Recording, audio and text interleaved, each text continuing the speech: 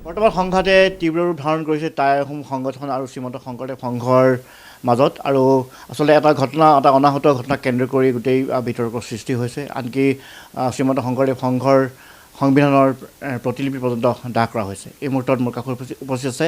টাইআইঅসম ছাত্ৰ সন্থাৰ সভাপতি বসন্ত গগৈ মই তেওঁলোকৰ পোনপটীয়াভাৱে কথা পাতিম এটা অনাহত ঘটনা হয় এটা জাতীয় সংগঠন তেওঁলোকৰ সংবিধান দাহ কৰা হৈছে আৰু ক্ষোভৰ বিভিন্ন কাৰণো আছে গোটেই ঘটনাটো আপুনি কি ধৰণে চায়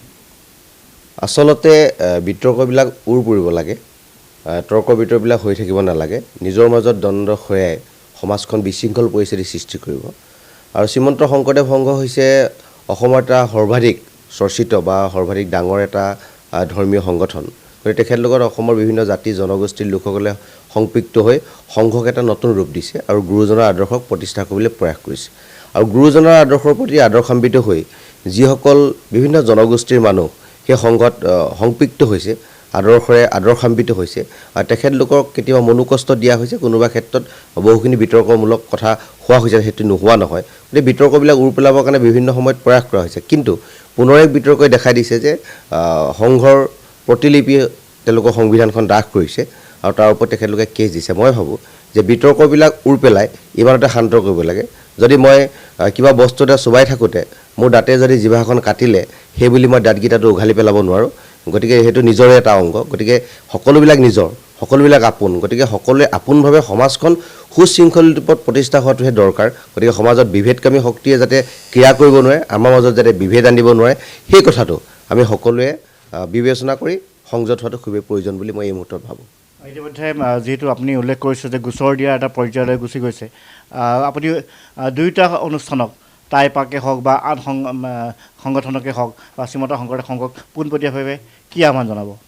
মই এটাই আহ্বান জনাম গোচৰটো দিছে তেখেতলোকৰ ক্ষোভ আছে যে তেখেতলোকৰ সংবিধানখন দাহ কৰিলে প্ৰতিলিপি দাহ কৰিছে কিন্তু যিসকলে সংবিধানৰ প্ৰতিলিপি দাহ কৰিছে তেখেতলোকৰ এটা ক্ষোভ আছে যে আমাৰ জনগোষ্ঠীয় লোকসকল গুৰুজনাৰ আদৰ্শৰ প্ৰতি আদৰ্শান্বিত হৈ আপোনালোকৰ সংঘত সংপৃক্ত হ'ল কিন্তু আপোনালোকে সেই জনগোষ্ঠীটোৰ আৱেগ অনুভূতিক আঘাত দিছে গতিকে দুখটো দুয়োফালে আছে গতিকে দুখটো কাৰো নথকা নহয় গতিকে ইমানতে যদি বিবাদটো অন্ত পেলায় তেতিয়া সকলোৰে কাৰণে মংগল যিমানে বিবাদটো বাঢ়ি গৈ থাকিব সিমানে শংকৰ সংঘৰো মান আৰু মৰ্যাদাৰ কথা আছে আৰু জনগোষ্ঠীটো বা এই সংগঠনবিলাকৰ মান আৰু মৰ্যাদাৰ কথা আছে গতিকে নিজৰ মাজত দ্বন্দ্ব খেয়াল লাগি কোনোবা অপশক্তিক যাতে আমি উচতনিমূলক কথাৰে আমি তেখেতলোকক জাগৃত নকৰোঁ সেই কথাটোৰ ওপৰত দুয়োটা পক্ষকে মই দৃষ্টি ৰাখিবৰ কাৰণে অনুৰোধ জনাইছোঁ ধন্যবাদ এয়া আছিলে বসন্ত গগৈ তেখেতে পোনপটীয়াভাৱে আহ্বান জনাইছে যাতে এনেধৰণৰ কোনো বিবাদ যাতে বাঢ়ি নাযায় বিবাদৰ অন্ত পৰিব লাগে গতিকে শ্ৰীমন্ত শংকৰদেৱ সংঘ হওক টাইপা হওক বা আন সকলো বা অন্যান্য অনুষ্ঠান বা সংগঠন হওক সকলোৰে প্ৰতি আহ্বান যাতে এনেধৰণৰ বিবাদৰ শীঘ্ৰে উৰ পৰিব লাগে হয় পংকজ এই মুহূৰ্তত আপোনাক ধন্যবাদ জ্ঞাপন কৰিছোঁ